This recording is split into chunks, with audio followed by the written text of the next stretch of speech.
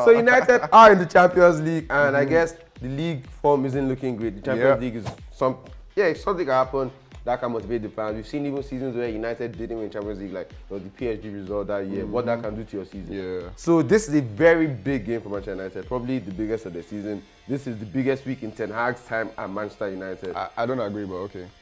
I think if Ten Hag, these two results, there's a way these two results can go that. Yeah. By the time I wish each other Bayern. Merry Christmas, Ten Hag might not be in his job. Nah, I don't know if you believe. Not likely. Not even likely at all. Yeah, maybe you can say that during your speech. So how do you feel about this game? Do you think United are making it? What's going on? And tell us the stakes. To be very, very honest with you, and this is the God honest truth, and like this is what I think. I do not want Manchester United to qualify through to the next stage of the Champions League. I want for us to just crash out now and just focus on the Premier League and the Cup game.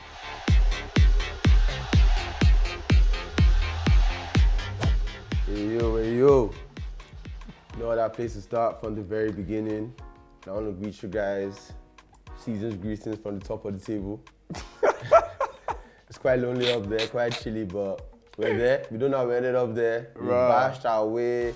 All stupid football, conceding early goals, late goal, late winner. And that's quite right, because it has been ugly in a way, but it's good at the end of the day. But like it has been scrappy. You somewhat. said this in the Liverpool group chat a couple months ago. We top of the table again. No one has seen that coming. Yeah, true. This That's actually very we thought Liverpool 2.0 was a rebuilding job, but to be top of the table now. So I don't know if that's a testament to Liverpool or a slight to the rest of the league. But we're here now, and yeah, I'm happy about that. Top 4 should be locked in now. Yeah, it looks like from this point on. It looks like it because we're getting to the business end of the season. Yeah, this is that very important Christmas period where things look like they would look at the end of the season. So yeah, definitely looks like top 4 is locked for Liverpool, and I would really want to touch on the dysfunction at most of the other sides. I mean, especially. Yeah, I'm sure we'll get to those as we examine their because results. it's more about that than Liverpool being, the exceptional Liverpool that they were, 2-3 seasons ago. So yeah. So yeah, top of the table, having a laugh, decent vibes up there. It's cool. But when you look at the table, another thing that's very shocking, and we'll touch on this because that's a match that happened this weekend. Yeah. Second and third played each other. Villa at home to Arsenal, and it was a result that didn't surprise us, even though maybe it should have. It would have surprised the casual viewers around, but it wasn't that surprising. Yeah, it wasn't really surprising. And interesting conversation that we had before we actually came on, in front of the camera. Emery and Aston Villa, especially even before Emery, Aston Villa have been slowly building this squad. They've been scheming in the back. Slowly and now we're here. And carefully, with the signing of somebody like Emiliano Martinez at that point when they signed him. They signed Coutinho then when from they signed Barcelona. Coutinho, and all of these things, even Douglas Luiz, who is an exceptional player, and I think we both agree on the fact that Douglas Luiz would actually walk into most of the top sides Most in Premier Europe. League sides can use a Douglas Luiz. Definitely. In Europe, perhaps. So them getting him when they did get him, and there was not too much noise around him at the time And too. keeping a hold of him because they knew they were scheming. Exactly. Because people were sniffing around Douglas Luiz. We were seeing big numbers touted, and there's a reason they put that big price tag on him because they knew the value he brought to the team. And we're seeing it now. Exactly. And with the likes of Diaby as well, who is an excellent signing. And he's not even starting. The boy is not starting, but you know that he's a solid player, right? So Aston Villa do look serious this season. Pep Guardiola wanted to play mind games on Emery. He said Aston Villa are now title contenders. Like you said, Emery came out and he was like, yes, we're title contenders. Say whatever you like. If you like, you can't put the pressure on us more than we can. And we know why we're here as well. That's big. So that's just big. to put the Aston Villa's form into context, they now have 15 home wins in a row. On the trot. That's almost a full season at home because we're getting you're playing 15 games. And it's a full season at home. They've won 24 Premier League matches in 2023. Only Manchester City have won more. Exactly what I wanted to say, right? That is crazy. Exactly so you can make a point that Villa are over the course of 2023. Over the course of 2023, the second best team in the Premier League. And I'll go further and say Unai Emery has been the best manager over 2023. To get those results with Aston Villa is he's the best manager. Yeah, definitely, because it's easy for you to have some of these players, and these are players that ordinarily, in my opinion, at Aston Villa, not just any kind of manager can actually get the best out of them. For sure. Yeah, but it seems like Emery has found a way, to just get it working for them. And the man is coaching. If you see that goal, That was coaching. They moved the ball all around the pitch. Almost everybody must have touched it. Then he got to Bailey, did some individual brilliance, cut it back for the captain, spun on a dime, and hit the top corner. Like, this goal was a goal. They didn't smash and grab it. They looked like the better team again. This is twice in 3 days. It's interesting, and that's just testament to like the quality of the Premier League. Yeah. Somebody like Emery, who has European pedigree, like crazy European pedigree, Aston Villa. Managing Aston Villa, and Aston Villa doing a madness. Should be like an AC Milan. Honestly. But yeah, so that result was big against Arsenal. Arsenal's time at the top of the Premier League is now short-lived. It's short-lived. Will they be back there? We don't know, but it's been a good run for Arsenal. What do you think? What do you think that result says about Arsenal? To be honest, this is the season where I thought Arsenal would. There's 2 things that I thought. Yeah, I thought Arsenal would actually kick on this season. Yeah, this is not that kind of game that they should have lost. It just isn't. Yeah, you're supposed to be winning the league this season after the run you had last season. The top 3 games, and if you don't win, still a point in these top 3 games. At least a point, exactly. And a point would have bettered Manchester City's results, and really, that's who you're looking at. Exactly. But you did woefully. You didn't get a point, and then you lost. And that goes back to the point that I made at the end of last season. How would that near miss affect their psyche going into the 2023-2024 season? And it looks like it's showing, right? They're just not there mentally, I think. They're just not there. Arsenal, they've changed too much. They fixed the issues at the back, but that's affected what's going on up front. I think there are a few signings that I feel like they just didn't get right. So they were in a position where all they needed was a little extra to kick on. I feel if they got a killer up top, someone that actually scored goals, we could have a different conversation. They spent too much on Rice. They spent too much on Rice for them to have gotten They spent too much on Rice and Havertz combined. 170 million on Rice and Havertz combined. And Rice, exceptional player. If they put that money on just Osimhen, imagine that. Exactly. Or they put the Havertz money. I felt like at the time I didn't feel like they needed Declan Rice, but he's proven to have been needed because of how injury-prone Partey has been. But at the time, I felt like all Arsenal needed was a Xhaka replacement who is in that mode. Havertz is starting to come good, so maybe you might be proved wrong there. But they need a striker, and this probably Gabriel Jesus' last season leading line for Arsenal. I think so too. Moving down the table. And it's crazy that this is moving down. No, but it's crazy that we're moving down the table and we're arriving at Manchester City. That is not normal. That's true. Manchester City are sitting in 4th place after a turnaround victory against Luton Town. Meaning City could have been 7 points off the top of the Premier League by the time we sat here today. And that is shocking. It's shocking, but it was one of those games that I actually sort of like picked up on, a Luton Town who every time they've played at home against any of the big sides. We said that about their stadium. It's weird. It's just a bookie environment. Like, your players aren't used to this. Your fans aren't used to this. They're not singing as loud. Like, they probably don't sell the good type of beer in their stadium. So fans are gingered. Like, so it was a Luton Town game that it was dicey. I mean, you'd have expected Man City to blow them away, but it was that one where you would look at with some sort of caution before putting your money on it. So it turned out to be that at the end of the day. But Manchester City, you know how they are. It's like 3 minutes of brilliance. Manchester City like I said, they are a Premier League trophy minting club. What they've assembled, don't worry. I feel like come next year, they'll be back. And that's what they always do. Start of the season, they don't really. It's about and then they go on one kind of funny run where they beat everybody 15 games. The only time they've lost the title in recent years is the time that Liverpool draws blew them away. So we're like 20 points clear at this point. But if you give them a sniffing chance, they need to win some games because of results. We've seen them win, 15 games in a row, 19 games in a row. So nobody is writing up Manchester City. De Bruyne is coming back. No, De Bruyne. He's coming back soon. Yesterday. De Bruyne is actually coming back in the new year. I know him. Hopefully, from a human point of view, he wanted to recover well. But at this point, he's getting older. The injuries have chalked up. Is he going to last? We'll see about that. We're not sure. As he continues to trot down the table, we move to Spurs. We go up North London. Very good result for Tottenham. They've stopped the bleeding, so it was 4 games without a win before this game.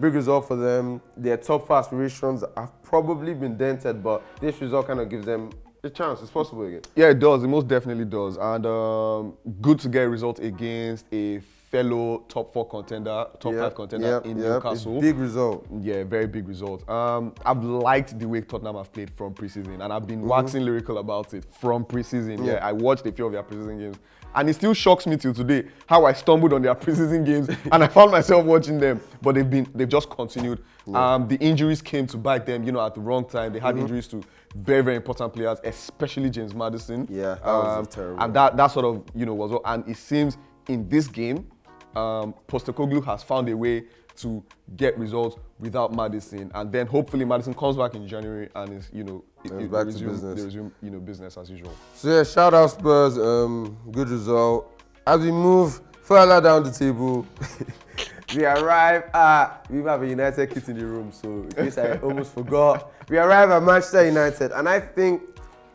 this result goes up in the Ten Hag Hall of Fame. He's had some shocking results, and this goes right up there. And you could argue this was the worst one, because I saw some stats about United losing at home to a team this low in the Premier League and by this scoreline. It's just never happened before. So you could argue this is the worst result Manchester United have had.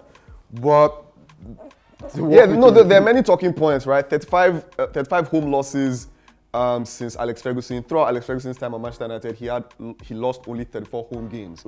35 since Ferguson left. Throughout his career, he lost only 34 home games. That's one on one side. But to be very honest, this Bournemouth team are a team that have sort of, they've been picking up some good results over the past couple of. They're picking up good results still. And this is how the Premier League works. But the paradox is a Manchester United side that had manager of the month last season, player of the month last season, last month. Manager of the month last month, player of the month last month, goal of the month last month, and the first game they're playing in the new month, they're giving you this disaster class. I think this is what people like to call a reality check. It's a major paradox, but it's still along the thread of a work in progress. It's still along that thread. And I remember it's reminiscent of Liverpool's second season under Klopp. It was up and down results. Today they play excellently well. Tomorrow they are in shambles. So it's still that. But I'll always continue to say the rot at Manchester United is so deep. There's no way all that noise is not going to affect the team. Yeah, it's such a poorly run club at the moment, and we can only just hope that the Ineos contingency comes in and does something good. But yeah, Ten Hag is not blameless, in that loss. Finally. He's not blameless in the results, but I'm not going to lie. I'm not going to ask the guy at this point, because all the buck does not stop at his door. Yeah. I think asking him is probably. That's not going to fix anything. We've seen Manchester United, you've asked them, change them, it's just going to happen again. I'm confident in, if you ask them, bring somebody in. Unless you uncover some gem, I'm okay, bring the person. They will do again with that person. But now, I know we've been creeping down the table, but now we're going to take a plunge down the table. We're diving down. And we're going to go a few points down the table, and then we arrive in London at Stamford Bridge. And it just stinks over there. And I was thinking about it, and this Chelsea side, I don't remember, but I haven't seen a side that's we call it top side look this bad since I started watching Premier League football. I've seen Liverpool in dark days. I've seen us under Roy Hodgson, where it looked like Gerrard was selling matches just to get the manager. Kenny Dalglish. I've seen Arsenal's banter. Liverpool under Kenny Dalglish. United. I've seen Ragnick. United under Moyes. I've seen when they gave it to Giggs for a short little period. I've seen it all. But this is. It's Everton. I mean, it's Everton, and Everton are fighting for a lot. But the point is that Chelsea just, every time they rock up, you have no idea where you're going to get. They look like they could be any, take off the Chelsea jersey and put on a Forest jersey, and over put on a Luton jersey. It looks like it's the same side. Yeah. They made Manchester United look like a top side, and that's a tall order these days. So yeah, Chelsea actually down bad, and it was interesting. You weren't here on the last episode. Was that before, after the? How was before Everton? Oh, before. So that was after United. After United, yeah. Interesting. So, but I took it easy on that. Oh man, and I didn't go too hard on it. But yeah, Chelsea. I'm a fan of Pochettino, yeah, but I think kicking Abramovich out is the root cause of all of these problems. Yeah, that club is upside down at the moment. They're lost. Nothing is working. Absolutely nothing is working, and I think that's the end. Nothing is just working, and that's it. Finish. Yeah, nothing works. Nothing is working Striker for doesn't Chelsea at score, the moment. defense Nothing. doesn't- Levi Colwill swabbed me. I thought that was a decent Bruh. footballer. He's trash. Bruh. James comes back, plays 2 games, and then sits down again. Like not literally, like nothing works. Nothing is Enzo, working at Caicedo Chelsea. are useless. Nkunku doesn't play. Who's the third guy in midfield? Gallagher was alright, but then he's getting injured. The form had dropped. Palmer. Sterling isn't Sterling. Palmer is only really scoring penalties. Good goal against United it was, but Yeah, but it's just not good. where it stops. Cole Palmer is the shining light of that team right now, and that says a lot. And Sanchez, Robert Sanchez, their goalkeeper. Like, And then, yeah. what is that? But yeah, we'll move on from Chelsea. Further down the table, things are happening down there. Everton are fighting for their lives. That's Oh the yeah, point talking deduction. about Everton, yeah. They're out of the relegation zone. Out of the relegation zone, you can see that fight in them, yeah. It looks like, and even I think Dyer called it, yeah. It looks like the 10-point deduction is that thing that would actually spur them on to have an excellent season. They can go on to finish in Europe, and it's not far-fetched because the way they're playing, the way they're going at teams, yeah, it's crazy, and you just see that like that fight in them, and it's good to see actually. Yeah, shout out Everton, my fellow Scousers, as in holding it down. But The stat that I found interesting is they're only 6 points behind Chelsea at this point, even though they had 10 points deducted. They would have, so basically without the 10 points deducted, They would have Chelsea would be even further down the table. Right, That's just the Chelsea. gist of that.